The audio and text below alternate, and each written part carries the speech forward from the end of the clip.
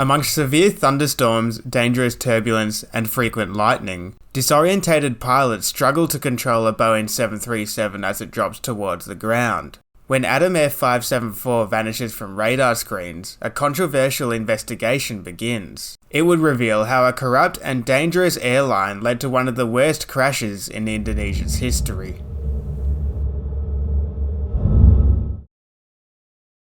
Adam Air 574 is flying from Surabaya, Indonesia to Manado on January 1st, 2007. Pilots Refri Widodo and Yoga Susanto are in command of the Boeing 737, carrying 96 passengers and 6 crew.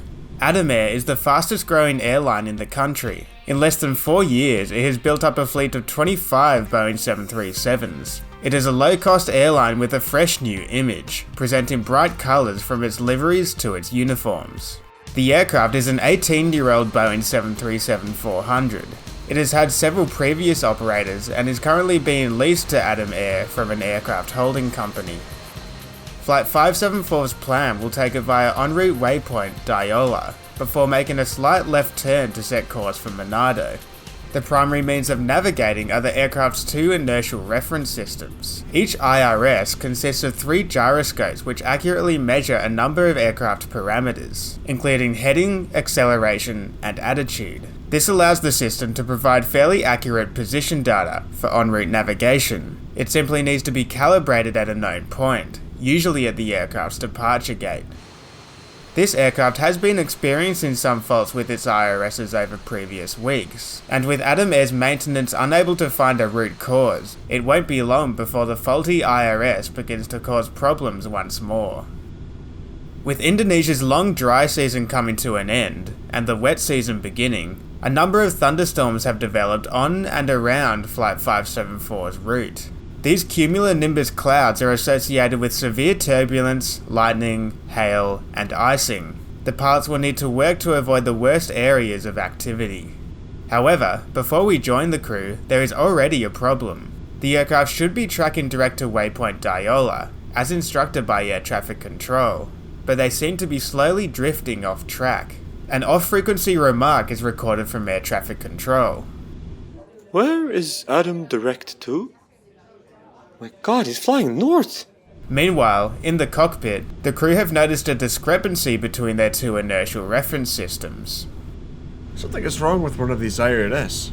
Which one? I'm not sure. 28 is the difference.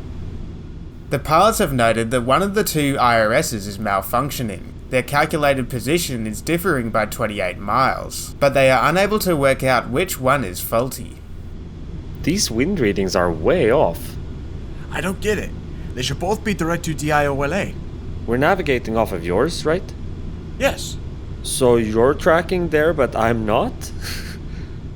The next 9 minutes are spent trying to diagnose the IRS problem. Over this time, several jovial comments are made about the situation, initially being referred to as some sort of joke. As the discrepancy widens though, the crew will become more frantic in their attempts to rectify the problem. Trying to understand why Adam Air 574 is tracking so far north, air traffic control queries the crew. Adam Air 574, what is your heading for track direct to Diola? We are showing heading 046 with a 74 knot crosswind from the left, Adam Air 574. Roger. Alright, let's verify our position. We can get lost if it's like this. We will get lost then. Crazy! It's crazy! This is really bad. Which one is the right direction? FMS? The IRS is erroneous. But the fault light must be illuminated, Captain. We can't just turn off the IRS. It doesn't seem to have it. Now the left one is good, and the right one is different. Oh, you're kidding. It's like a flying bamboo ship. With the situation becoming increasingly confusing to the crew, they get out the Boeing 737 Quick Reference Handbook, or QRH. It sets out hundreds of checklists for non-normal situations, and should have a procedure for the crew to follow.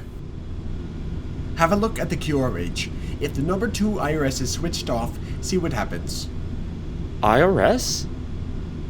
Navigation, FMS. Look at the navigation section. IRS fault? Yes, 11-4. It is not fault. The IRS is erroneous. But the fault light must be illuminated, Captain. The first officer has found a checklist regarding an IRS fault, but is pointing out that the fault indication light is not illuminated, potentially making the checklist redundant. The discussion continues, but the chaos only increases. On the ground, in flight. This one on the ground. It is not full. No, but the left is good. Yes, that is why. Can we turn just one of these IRSs off? It doesn't seem we have to. There isn't anything. Anything! Not convinced that the QRH checklist is appropriate, the captain asks the first officer to verify their position with air traffic control. Can air traffic control give us a position? I'll ask. Adam Air 574, request to verify our current position?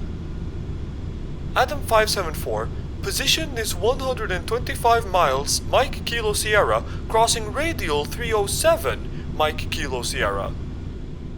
Air traffic control verifies the aircraft's position with the distance and radial from a nearby VOR. The crew could use this information to recalibrate their faulty inertial reference systems, or at least use it to verify which one is operating correctly. They are clearly task saturated though, trying to find a way to apply the QRH procedure. Now clear that something must be wrong with Flight 574's navigation systems, and with the aircraft flying into areas of dangerous weather activity, air traffic control gives a direct heading to the crew for waypoint Diola. Adam Air 574, heading 070 for tracking to Diola. 574, fly heading 070. Affirm. Roger, fly 070. Now at least tracking in the general direction of Diola, thanks to air traffic control's vector, the captain decides to switch the IRS to attitude mode, as per the QRH procedure. This will revert the IRS to its most basic modes, and reboots the navigation layers of the system. For the reboot to occur successfully, the aircraft's wings must be held level, while several systems will become unavailable, including the autopilot and the affected side's attitude indicator, which displays pitch and roll information. Once the gyroscopes align again after 30 seconds, these services will come back. But with the crew so busy up until now, they haven't had time to properly review the consequences of this procedure, and don't anticipate what is about to happen. Okay, switch the IRS selector into attitude mode. The left? No, the right. The autopilot disconnects, and with the aileron slightly out of trim, the plane slowly begins banking right, unnoticed by either pilot. The crew have entirely misunderstood the IRS reset procedure, and pay no attention to the plane's roll, while the first officer seemingly forgets about the 30-second waiting period, and begins entering magnetic headings before the IRS has booted back up. The meandering bank to the right is now gaining speed, and with neither pilot paying attention to their attitude, they receive a startling warning. Bank angle, bank angle, bank Put angle. it back on the nav again. Angle. Put it back on the nav again. Yes? Nav. Put it on nav. The bank angle warning, triggered as the aircraft rolls through 35 degrees, spooks Captain Widodo, and instead of simply flying the aircraft, he demands his first officer put the IRS back in nav mode, not realizing that the autopilot is off, and someone needs to take manual control. Nav. Don't turn it. This is our heading. What is going through the pilot's heads here is a mystery, but the aircraft is continuing to roll right, and will soon turn inverted. One of the fundamentals of operating an aircraft is to always fly the plane first, but neither pilot intervenes until the aircraft is at a 100-degree right bank and 60 degrees nose down. The first officer attempts to pull back out of the dive, but with the aircraft upside down, this only increases descent rate. Pull up! Pull up! Pull up! The aircraft enters a spiral dive and accelerates towards the ground, speed increasing to Mach 0.9 and descent rate reaching 53,000 feet per minute. At 9,000 feet, the aircraft starts to disintegrate, and all recordings of the flight go dead. It is clear that Adam Air 574 has gone down, but its wreckage is not discovered for another 13 days, widely spread across the coast of Sulawesi. It confirms that the plane broke apart as it dived towards the ground, impacting the water at a terrifyingly high speed. There are no survivors of the tragic accident.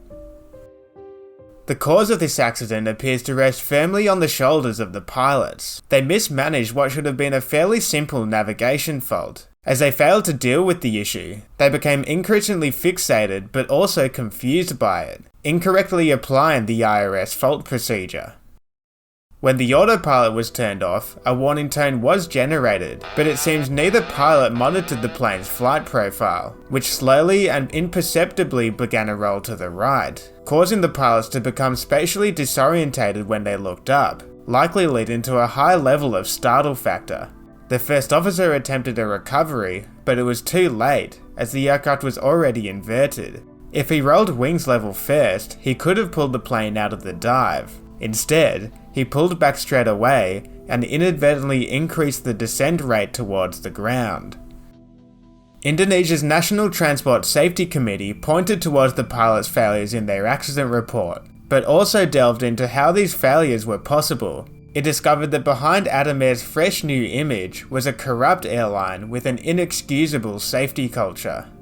The first problem area was Adam Air's maintenance. It didn't foresee the need to accumulate sufficient spare parts to ensure the airline's safe operation. The recurring problem with inertial reference units had been going on for 11 months before the accident, but the only maintenance actions involved resetting the units or switching them out for other faulty ones. The airline didn't rectify the IRS problems in accordance with Boeing's approved procedures. Instead, it attempted to save money by recycling the critical navigation units.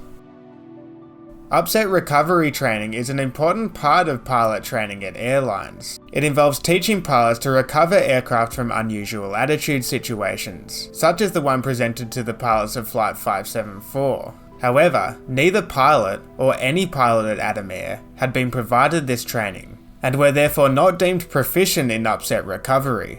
As we saw earlier, while the first officer did try to respond, he did so incorrectly, leading to the uncontrollable dive.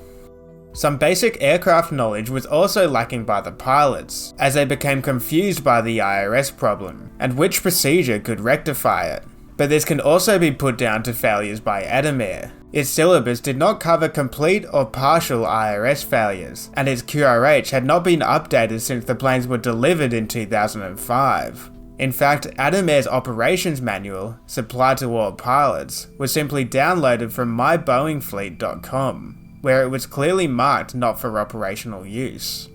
The accident of Adam Air 574 was not the first or last time controversy surrounded the airline. In February 2006, almost a year before Flight 574's accident, another Adam Air 737 got lost in eerily similar circumstances. It circled over the ocean for hours before spotting and landing on the remote island of Sumba. Instead of investigating the incident, Adam Air had the pilots arrested, claiming they had endangered passenger safety. After numerous pilots resigned due to safety concerns, and with a dangerous number of incidents occurring, Adam Air's operator certificate was revoked in June 2008, and financial issues led to its collapse completely, with owner Sandra Ang embezzling company money to the tune of $210 million. Despite on the surface appearing as a fresh new low-cost airline, Adam Air was doomed to fail from the very start. What is so unfortunate is that the dying airline took 102 lives with it.